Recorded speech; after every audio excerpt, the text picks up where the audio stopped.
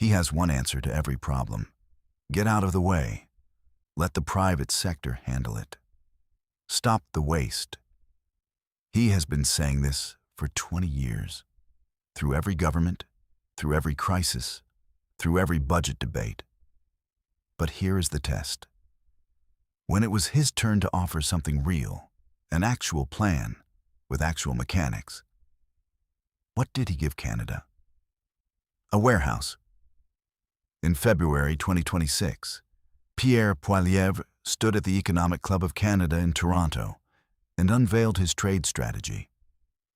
Canada would build a national stockpile of critical minerals, hold them in reserve. And when the Americans wanted them badly enough, offer access in exchange for tariff-free trade. He called it leverage. There is one problem with this plan. The people who actually understand critical minerals said it does not work. A leading expert responded directly to his proposal. Her assessment was precise. The strategic bottleneck is not geology.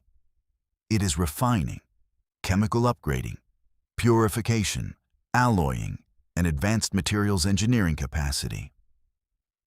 Canada does not have a rock problem. Canada has a processing problem. We have minerals in the ground. What we have historically lacked is the capacity to turn those minerals into anything a manufacturer can actually use. Raw material goes to China. It comes back as battery-grade product. That is where the value is. That is where the jobs are. That is where the actual leverage lives.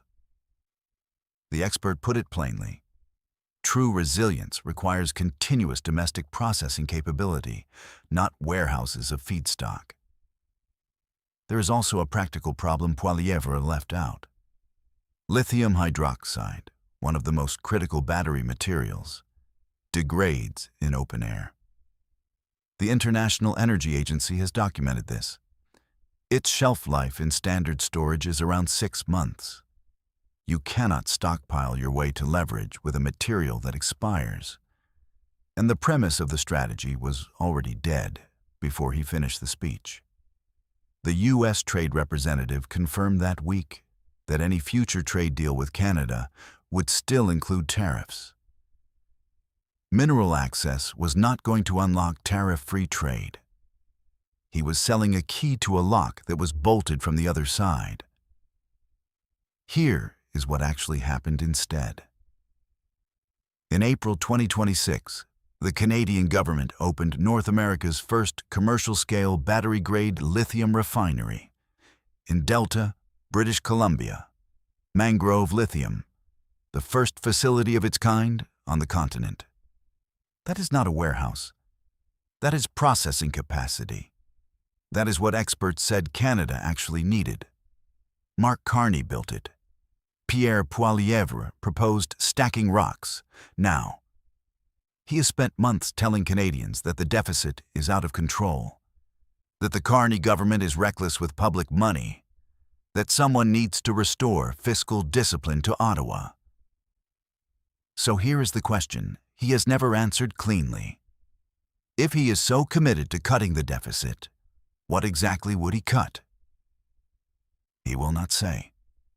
Not in question period, not in scrums, not in interviews. Ask him to name a single program he would eliminate, and you get an attack on Carney, a reference to government waste, and nothing. But the voting record says it for him. He voted against the dental care bill. He called it wasteful. He voted against pharmacare.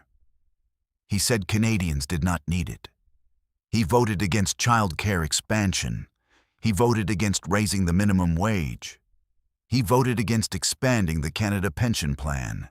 He voted against school food programs. Every one of those votes is a window into what a Poilievre government would do with a budget. Not what he says, what he did. Then, on the eve of an election, he promised to protect all of it. Jagmeet Singh said what needed to be said. You cannot trust a guy who voted against the thing, called it a bad thing, and then on the eve of an election says he is not going to cut it. The voters who depend on dental care, on pharmacare, on subsidized child care. They are not abstract line items to Poilievre. They are the answer to a question he refuses to ask out loud. What would you actually cut? He already told us. He just hopes we forgot.